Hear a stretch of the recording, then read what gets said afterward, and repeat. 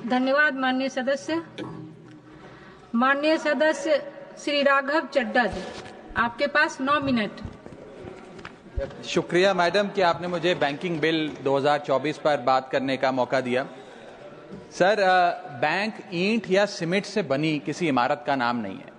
Bank सिर्फ किसी steel या एल्यूमिनियम से बने एटीएम का नाम नहीं है, और बैंक ना ही एक काउंटर से दूसरे काउंटर पर दौड़ रहे बैंक ग्राहकों की उस दौड़ का नाम है। बैंक नाम है विश्वास का, बैंक नाम है अधिकार का, न्याय का, समानता का। लेकिन पिछले कुछ वर्षों में यह विश्वास जो ग्राहकों का बैंकिंग व्यवस्था में था, वो कहीं ना कहीं कमजोर होता नजर आ रहा है, और उसके कुछ बुनियादी कारण, बहुत ही बेसिक कारण आज मैं सदन में आपके माध्यम से सरकार के सामने रखना चाहूंगा। सबसे पहला, पुअर कस्टमर सर्विस। यदि आज किसी ग्राहक को सरकारी बैंक में किसी काम से जाना हो, तो मान लीजिए उसके ग्रह खराब चल रहे हैं और दिहाड़ी भी खराब होगी। कोई नौकरी पेशा आदमी हो तो ऑफिस से छुट्टी लेनी पड़ती है, कोई स्टूडेंट हो तो प्रैक्टिकल का एग्जाम मिस करना पड़ता है, यहां तक कि साधारण सी पासबुक अपडेट कराने भी जाना हो तो वो भी एक संघर्षशील सफर में तब्दील हो जाता है। मैडम, आप जब किसी सरकारी बैंक में घुसते हैं तो ऐसा लगता है कि 80 या 90 की दशक की किसी इमारत में आ गए हैं, जहां पे दीवारें उखड़ रही होती हैं, पंखा अपनी मर्जी से चलता है और लाइनें रेल टिकट से भी ज्यादा लंबी होती हैं। इसके बाद जब आप काउंटर नंबर 1 पे पहुंचते हैं तो बताया जाता है काम यहां नहीं होगा, काउंटर नंबर 4 पर जाइए। जब काउंटर नंबर 4 पे जाते हैं तो बताया जाएगा यहां पर भी काम नहीं होगा, फर्स्ट फ्लोर पर जाइए। और जब आप थके हारे फर्स्ट फ्लोर पर पहुंचते हैं तो बताया जाता है कि लंच हो गया है, लंच के बाद 2 बजे आइएगा। 2:15 पहुंचते हैं तो बताया जाता है कि लंच एक्सटेंड हो गया, अभी कर्मचारी गुलाब जामुन खा रहे हैं। यह व्यवस्था है कस्टमर सर्विस की एक सरकारी बैंक में। और आज हम जहां चांद पर पहुंच गए, यूपीआई से गोलगप्पे खरीद रहे हैं, लेकिन हमारी सरकारी बैंकिंग व्यवस्था 80-90 के दशक से बाहर नहीं आ पा रही है। अभी आरबीआई के गवर्नर ने हाल ही में एक प्रेस कॉन्फ्रेंस कर वित्तीय वर्ष 23-24 की रिपोर्ट जारी करते हुए कहा कि 95 शेड्यूल्ड कमर्शियल बैंक्स में एक साल में, एक वित्तीय वर्ष में 1 करोड़ से ज्यादा कस्टमर सर्विस से संबंधी कंप्लेंट्स आई हैं। और ये तो वो कंप्लेंट्स हैं जिन लोगों को पता था कंप्लेंट कैसे दर्ज करानी है और उन्होंने दर्ज कराई। न जाने ऐसी कितनी कंप्लेंट्स होंगी जो सिस्टम में कैद ही नहीं हुई। इसी के साथ साथ बैंकिंग कोड और स्टैंडर्ड्स बोर्ड ऑफ इंडिया का एक सर्वे बताता है कि 45% बैंक कस्टमर्स बैंकिंग व्यवस्था से डिससैटिस्फाइड हैं, असंतुष्ट हैं। और मैं चाहूंगा आपके माध्यम से सरकार के कानों तक ये बात पहुंचे कि डिजिटल सर्विसेज का एक कस्टमर सेटिस्फैक्शन ऑडिट कराना चाहिए सरकारी बैंकों का, कि क्या हमारी सरकारी बैंकों की वेबसाइट का इंटरफेस या मोबाइल एप्लीकेशंस सरल हैं, अच्छी हैं, या कस्टमर्स उससे त्रस्त हैं। दूसरा बड़ी समस्या है रूरल इंडिया के अंदर limited access to banking infrastructure. आइए गांव की ओर चलते हैं। मैडम, क्या हमारी बैंकिंग व्यवस्था ग्रामीण इलाकों तक पहुंच चुकी है? नाबार्ड की एक रिपोर्ट बताती है कि 50% of rural India is still suffering from lack of adequate access to banking. Financial inclusion index की आरबीआई की 2020 की रिपोर्ट बताती है कि ग्रामीण भारत में हर 100 में से मात्र 54 लोगों तक ही हमारी बैंकिंग व्यवस्था जैसे तैसे पहुंच पाई है, और 30% से ज्यादा रूरल हाउसहोल्ड आज भी ऐसे हैं जो पूरी तरीके से अनबैंक्ड हैं। और मैम, बैंकिंग की ग्रामीण इलाकों में अगर बात करें तो बैंकिंग व्यवस्था ने ग्रामीण इलाकों के साथ सौतेला व्यवहार किया है। पहले तो बैंक की ब्रांच गांव के पास नहीं है। जब वो बूढ़ा आदमी भोला भटका बैंक की 5-10 किलोमीटर दूर ब्रांच तक पहुंचता है तो पता लगता है कि बिजली गुल है।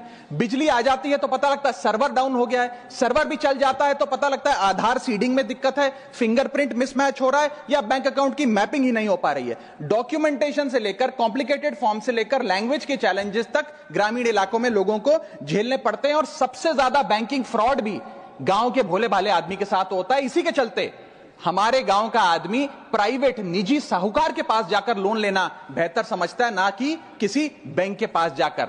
और जब वे साहूकार के पास जाता है तो ना वहां पेपर वर्क होता है, एक इजियर एक्सेस होता है, फियर ऑफ बैंक और इलिटरेसी नहीं होता। बहुत बार तो मॉर्गेज पे भी कुछ नहीं रखना पड़ता, इसलिए वो साहूकार से ब्याज पे पैसा उठाता है। लेकिन साहूकार उसे मनमानी दाम पर वो ब्याज पर पैसा देता है। 60 से 80% सालाना का इंटरेस्ट रेट चार्ज करता है, जिंदगी भर के लिए उसकी गुलामी लिखवा लेता है, और वो बेचारा गांव का भोला भाला आदमी डेट ट्रैप में फंस के रह जाता है। मेरी तीसरी बड़ी समस्या जो मैं आज आपके सामने रखना चाहूंगा वो है साइबर फ्रॉड और digital frauds in the banking sector. Cyber frauds वर्ष 2023 में 75,800 घटनाएं सामने आई जो कि कंप्लेंट्स दर्ज हुई। वर्ष 2024 आते आते 75,000 से बढ़कर यह आंकड़ा 2,92,000 हो गया, यानी कि 285% के बैंकिंग फ्रॉड्स की घटनाओं में इजाफा देखा गया और 2100 करोड़ रुपए लोगों के इस बैंकिंग फ्रॉड के चलते जीरो हो गए, शून्य हो गए, उनका नुकसान हो गया। और सबसे ज्यादा कंप्लेंट्स इसमें यूपीआई रिलेटेड बैंकिंग फ्रॉड्स की आई हैं। मैडम, मैं आपको बताना चाहूंगा कि मनी थेफ्ट के साथ साथ उतना ही जरूरी है डेटा थेफ्ट। जब आप बैंक को पूरे विश्वास के साथ अपना डेटा देते हैं, अपना पैन देते हैं, अपना नाम, एड्रेस, डेट ऑफ बर्थ, तमाम चीजें देती हैं, क्या बैंक आपके डेटा को सुरक्षित रख पाता है? क्या बैंक वो जाने अनजाने में या डेटा चोरी के माध्यम से वो सारा हमारा डेटा मार्केटिंग कंपनियों के पास, क्रेडिट कार्ड कंपनियों के पास, लोन देने वाले, फ्लैट बेचने वाले लोगों तक नहीं पहुंचता? एक रिपोर्ट के मुताबिक 2019 में एसबीआई के 3 million customer account data leak हो गया और तमाम बैंकिंग हिस्ट्री लीक हो गई। 2021 में मोबीविक का 8.2 TB का केवाईसी डेटा ही लीक हो गया। 2021 में एक पेमेंट गेटवे जस्पे का 100 मिलियन क्रेडिट कार्ड की पेमेंट डिटेल्स और रिकॉर्ड्स लीक हो गई। अब ये लीक है कि जाने अनजाने में डेटा शेयरिंग है, ये फैसला मैं आप तक छोड़ता हूं, लेकिन आपको इस डेटा लीक का भुगतान करना पड़ता है, आपको उसको भुगतना पड़ता है। और उसका सबसे छोटा सा उदाहरण है कि आए दिन आपको आपके बीवी, आपके माता पिता, आपके घर वाले फोन करके आपका हाल पूछे ना पूछे, मार्केटिंग कॉल्स वाले आपको रोज फोन करके कहेंगे कि आपका क्रेडिट कार्ड अप्रूव हो गया, आपका लोन अप्रूव हो गया, हमसे फ्लैट ले लीजिए, हमसे फलानी चीज ले लीजिए। इनके पास ये हमारा डेटा आता कहां से, एक बड़ा सवाल है। चौथी समस्या, हिडन चार्जेस और फीस। मैं चाहूंगा आपके माध्यम से ये नाना प्रकार के चार्जेस जो आज मैं सदन में लाया हूं, ये माननीय वित्त मंत्री जी तक पहुंचे, ताकि देश के आम आदमी की जो जेब बैंकिंग सिस्टम काट रहा है, ये उसे पता लगे, ग्राहक को भी और माननीय वित्त मंत्री जी को भी। पहला, मिनिमम बैलेंस पेनल्टी। यदि आप न्यूनतम बैलेंस नहीं रखते हैं तो 100 से 600 रुपए प्रति माह बैंक आपका काट लेता है। इस चार्ज को लगाने के बाद बैंकों ने वित्तीय वर्ष 22-23 में 3500 करोड़ रुपए मिनिमम बैलेंस पेनल्टी के नाम से लोगों से वसूले हैं। मैडम, दूसरा चार्ज, एक्स्ट्रा एटीएम यूजेज। आपको एटीएम ट्रांजैक्शन के लिए 2 से 3 की मोहलत मिलती है, 2 से 3 की इजाजत मिलती है बैंकों द्वारा। अगर आप चौथा, पांचवा ट्रांजैक्शन कर लें तो हर ट्रांजैक्शन पे 20 रुपए एटीएम चार्ज आपको देना पड़ता है। इनएक्टिविटी फी 100 से 200 रुपए सालाना, यानी कि अगर बैंक आप बहुत ज्यादा अपना अकाउंट यूज नहीं करते हैं तो बैंक इनएक्टिविटी के नाम पे भी चार्ज लगा देता है। फिर बैंक स्टेटमेंट आप मंगवाते हैं तो बैंक स्टेटमेंट इशुएंस चार्जेस के नाम पर आपसे 50 से 100 रुपए लेता है। फिर आप कहते हैं हमें एसएमएस अलर्ट के माध्यम से मेरे बैंक के खाते में क्या आ रहा है उसकी जानकारी मिले, तो एसएमएस अलर्ट चार्जेस के नाम पर भी प्रति क्वार्टर 20 से 25 रुपए आपसे लिया जाता है। ऑनलाइन पेमेंट करेंगे एनईएफटी की तो ट्रांजैक्शन फी भी ली जाती है। जबरदस्ती आपको पहले लोन बेचते हैं और फिर उसके बाद लोन प्रोसेसिंग फी के नाम पर 1 से 3% लोन अमाउंट का काट लेते हैं। और जब आपकी किस्मत ठीक चल रही हो और आप समय से पहले अपना लोन बकाया जो है उसका भुगतान करने बैंक पहुंच जाएं तो loan pre closure charges, early payment penalty के नाम पर भी बैंक आपसे पैसा वसूलता है।